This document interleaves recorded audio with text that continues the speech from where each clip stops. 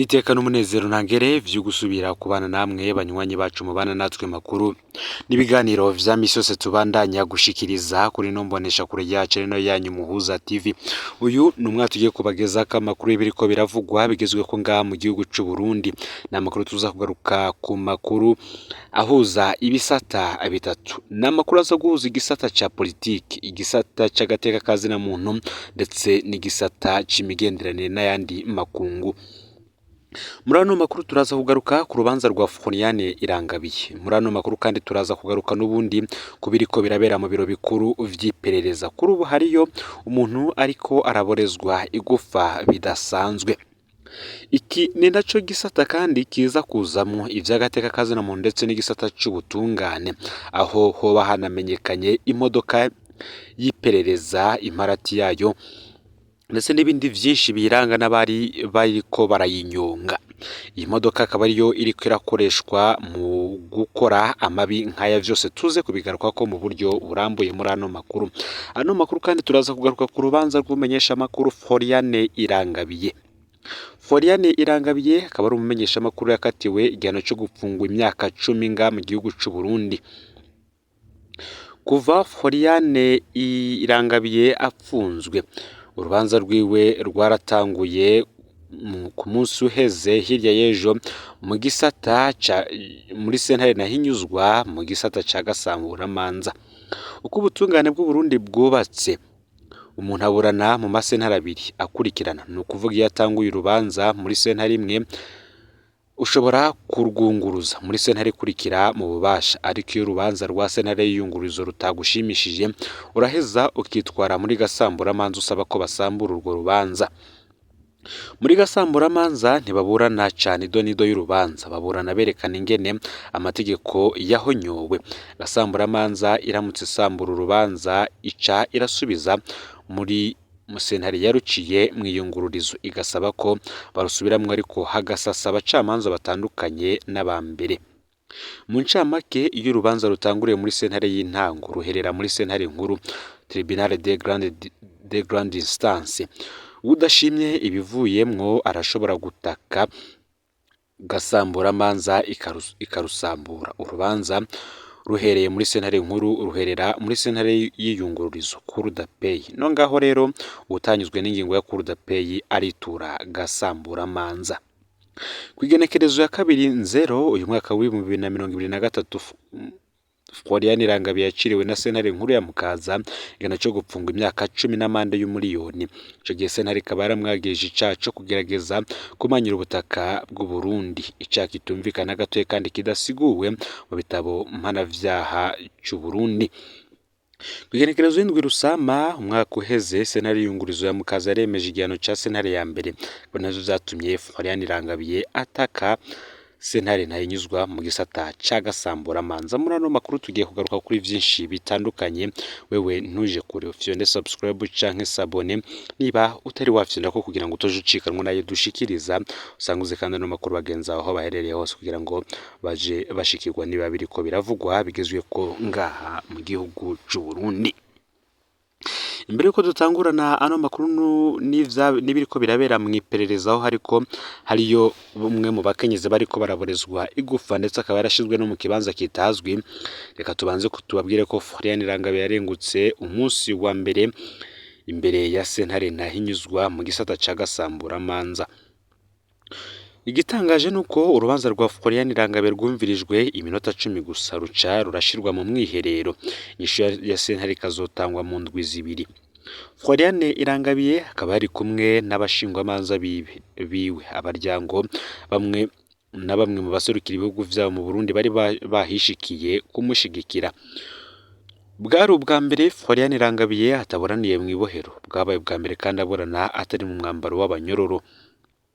Bamwe bakanavuga ko ipfungwa ry'umumenyesha makuru kazi ririko rirateza urubwa Uburundi mu makungu, akaba apfungiwe ivyaha bitagira ishingiro na ritoyi. Azira akazi kiwe ka misi yose ko kumenyesha makuru. Ngo umunsi wose Floriane Irangabiye amara mu munyororo, Uburundi buratakaza vyinshi mu makungu.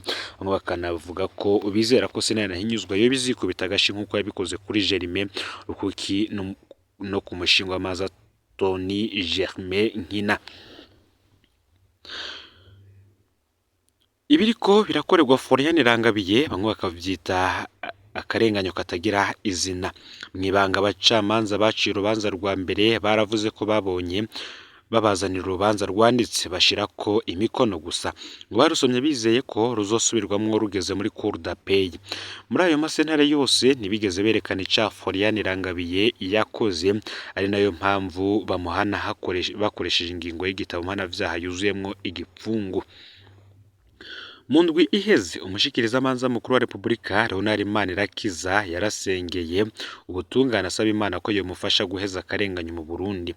Bamwe bakavuga ko igisata arongoye uyu munsi arico gisubira guhangana n'impahazwa Florian Irangabiye. Bamwe bati twizere ko Florian Irangabiye agiye gutunganizwa. Ni mu gihe mu myaka iheze hari abaharana agateka kazina muntu bagiye barashirwa ko impanza zidafashe bakarekugwa baciye muri gasamburamanza. Abo ni nka Filimini Rukuki na Tony Germain Nkina, kumbure ngo gasamburamanza igiye gusubira kurenganura uwarenganijwe n'amasentare yose yaciyemwo. Reka tubitegereze turabe uko bizogenda. Nako kandi iperereza benshi bariko bibaza aho ryo baripfungiye Corinne Nizigama.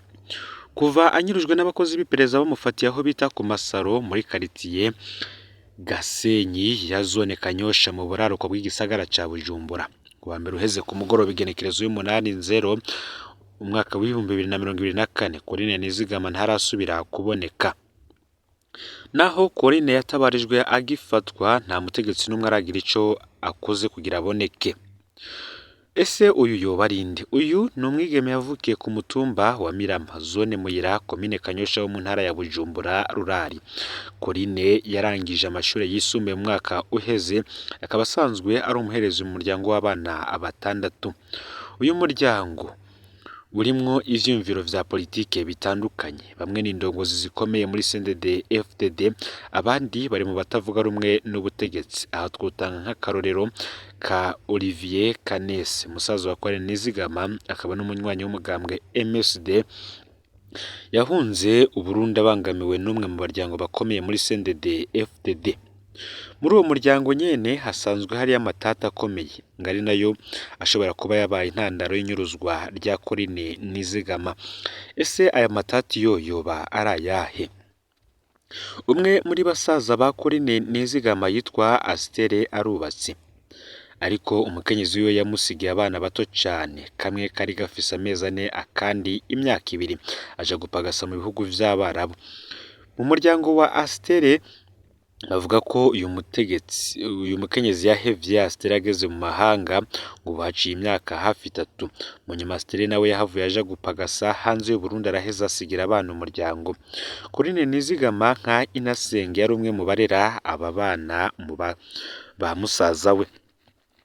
Kwigenekerezo ya 31 Kigarama umwaka w'2023 indarume w'abana yitwa Listive Nduwayezu yahengereye abaryango ba Astere batabona hatora abana arabajana. Umuryango wa Astere waritwaye kwa OPG kuri zone Muyira urondeza abo bana. Niho rero Steve Nduwayezu yafatwa ku igenekerezo ya 5/0 uyu mwaka w'2024 bamubaza iyo abana bari.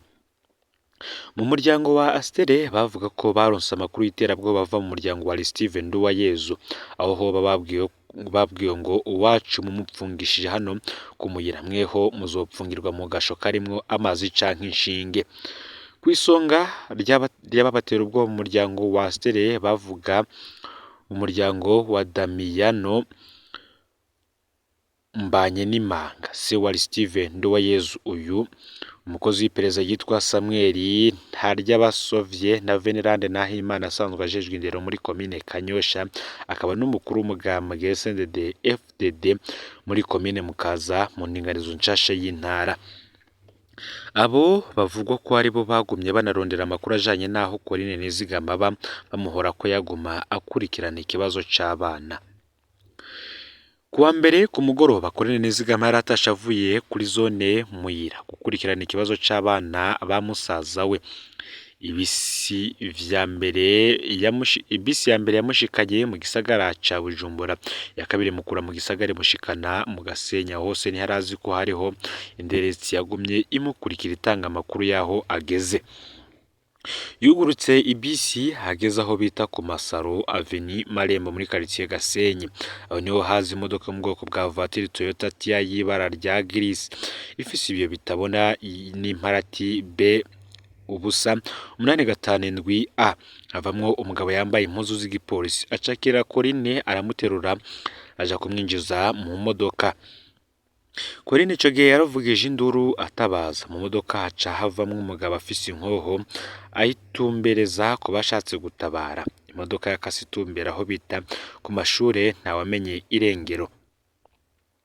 Amakuru ava mu muryango wa Corinne Nizigama akavuga ko imodoka yamenyekanye ko ariyo mu iperereza ry'u Burundi SNL.